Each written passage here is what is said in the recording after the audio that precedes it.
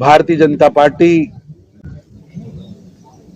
का आज foundation day है। आज दुनिया की सबसे बड़ी पार्टी और दुनिया के अंदर सबसे विश्वस्त पार्टी और जिसके पास दुनिया का सबसे बड़ा नेता है, वो पार्टी आज भारतीय जनता पार्टी बनी है। आज सबसे ज्यादा सदस्य भारतीय जनता पार्टी के हैं। शायद कई देशों की आबादी से ज्यादा भारतीय जनता पार्टी के सदस्य हैं। भारतीय जनता पार्टी के पास सबसे ज्यादा एमपी हैं। भारतीय जनता पार्टी के पास दुनिया का सबसे बड़ा नेता नरेंद्र मोदी है। आज दुनिया के अंदर सबसे ज्यादा एमएलए किसी पॉलिटिकल पार्टी के हैं तो भारतीय जनता पार्टी के हैं। जिला परिषद के सदस्य, चेयरमैन, मेयर अगर सबसे ज्यादा किसी के पास हैं तो भारतीय जनता पार्टी के हैं। और भारतीय जनता पार्टी का एक कार्यकर्ता होने के नाते मुझे गर्व है कि हमारी 10 साल की नरेंद्र मोदी जी की सरकार ने सबका साथ, सबका विकास और सबका विश्वास करके दिखाया है।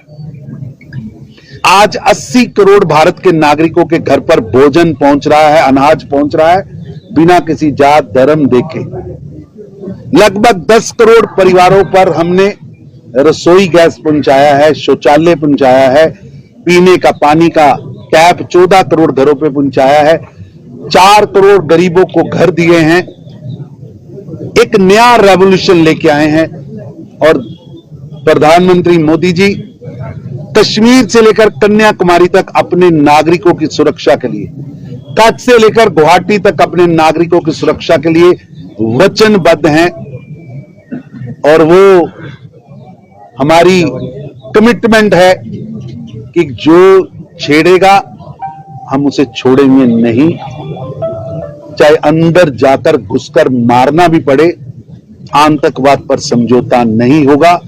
अब जम्मू कश्मीर के नागरिकों की सुरक्षा, आतंकवादियों से सुरक्षा और सुरक्षा की गारंटी नरेंद्र मोदी जी है। आज ये 3 परिवार जिन्होंने जम्मू कश्मीर को दहकते हुए शोलों पर फेंक दिया, अब्दुल्ला परिवार, मुफ्ती परिवार और गांधी नेहरू परिवार, जिन्होंने केवल व केवल लड़ाने की राजनीति की, राजनीतिक रोटियां सेकने की राजनीति की, लाशों पर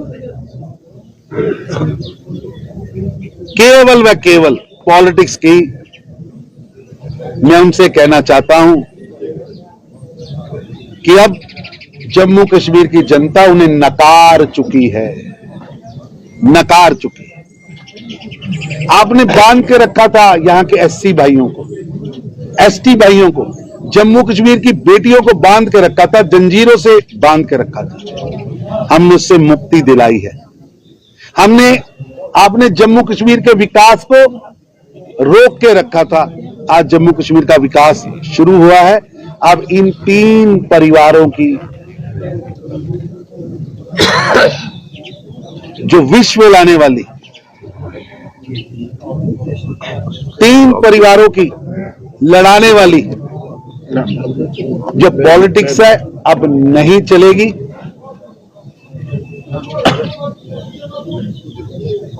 कोई चाइना का, कोई पाकिस्तान का, कोई इटली का तराना गा रहा है। अब देश इन तरानों को सुनने को तैयार नहीं है। अब देश का एजेंडा आगे बढ़ने का है, विकासशील नहीं, अब विकसित भारत का संकल्प लेकर देश आगे बढ़ा है। आज भारत विश्व की 5वीं अर्थव्यवस्था बना है, जो कि 11वें 12वें नंबर पर था। प्रधानमंत्री मोदी जी की दूरगामी सोच और योग्य नीतियों के कारण डुलमिल हुई अर्थव्यवस्था को, चरमराती अर्थव्यवस्था को आज हम 5वें नंबर पर लेके आए। इसे 3रे नंबर पर ले जाने का संकल्प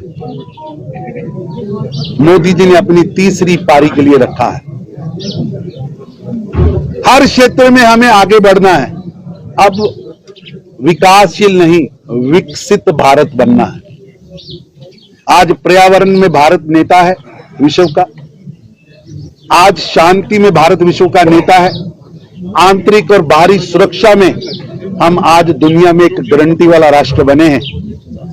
चाहे अपने देश के अंदर नागरिकों की सुरक्षा की बात हो और चाहे विदेश से अपने नागरिकों को रेस्क्यू करने की बात हो, वो सूडान हो, चाहे वो सऊदी का कोई देश हो, तो चाहे यूक्रेन रूस का युद्ध हो, हमने अपने नागरिकों की सुरक्षा की है। इसलिए ये तीन परिवार जो लगातार जम्मू कश्मीर को पीछे फेंकना चाहते थे, अब इनकी दाल गलने वाली नहीं है। और मैं कांग्रेस के नेताओं से भी आपके माध्यम से पूछना चाहता हूं कि वो बताएं जम्मू कश्मीर और भारत की जनता को कि 370 पर उनका स्टैंड क्या है, 35A पर स्टैंड क्या है। वो अगर एनसी के साथ, पीडीपी के साथ कोई गठबंधन में है तो वो बताएं कि 90 के दशक को दहकते शोलों पर जिन्होंने फेंका था और जिसमें वो भी लिप्त थे, उनका स्टैंड क्या है, जनता जानना चाहती है। कल कांग्रेस ने मैनिफेस्टो लागू किया, अपना जारी किया है। कांग्रेस का मैनिफेस्टो केवल व केवल एक धोखा है, एक भ्रम है। उस मैनिफेस्टो के अंदर मेरे को तो वहां फोटोएं देख के लगा कि विदेश की फोटोएं, पता नहीं डिजाइन बाहर से हुआ है, छपा बाहर से है, या लिखा बाहर में गया है।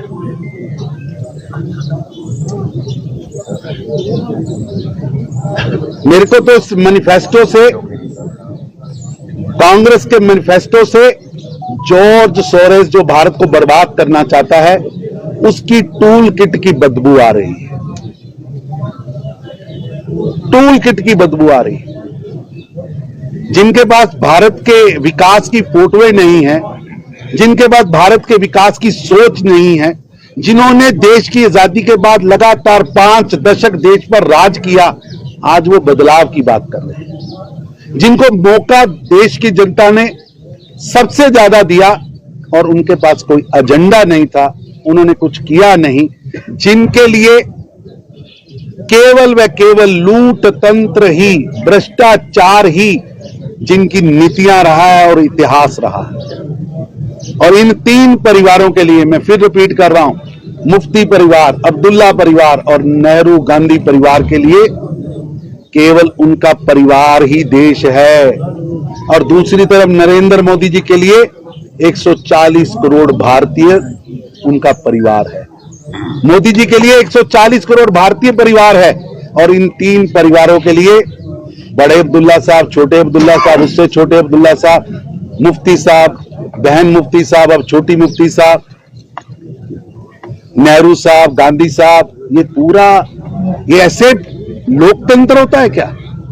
लोकतंत्र में जिन्होंने अपनी पार्टियों के अंदर लोकतंत्र का गला घोटा हुआ है, जिनकी पार्टियां शाही दवाखाने की तरह चल रही हों, आप देखेंगे शाही दवाखाने होते हैं, शाही दवाखाने, कोई डिग्री नहीं है, बाप बैठा है शाही दवाखाने की गद्दी पे, और उसका बेटा बैठ रहा है, फिर उसका बेटा बैठ रहा है, फिर उसका बेटा बैठ रहा है, ऊपर लिखा है 400 साल का तजुर्बा, 150 साल का तजुर्बा, और कोई उनके पास योग्यता नहीं है। उसी तरह इन तीन परिवार एक शाही दवाखाने की तरह चल रहे हैं, जिनके अंदर वंशवाद के अलावा योग्यता नहीं है और एक काला इतिहास है, काला इतिहास है। अब्दुल्ला साहब कह रहे हैं कि केरल स्टोरी ना दिखाओ। क्या फारूक साहब से मैं कहना चाहता हूं, क्या देश की बेटियों को रेगिस्तान में दफन होने देना चाहिए? क्या ह्यूमन बम भारत की बेटियों को स्लेव बनने देना चाहिए? क्या उनकी रक्षा सुरक्षा हमारी जिम्मेवारी नहीं है? क्या उनको उनके हाल पे छोड़ देना चाहिए? फारूक अब्दुल्ला साहब, बीमारी का इलाज करने से बीमारी ठीक होती है, बीमारी छुपाने से ठीक नहीं होती है। आपको केवल व केवल जात के नाम पर, पंथ के नाम पर, धर्म के नाम पर लड़ाई दिखाने के अलावा, डर दिखाने के अलावा, भ्रम दिखाने के अलावा आपके पास कोई एजेंडा नहीं है। और देश की जनता के पास अब एजेंडा है।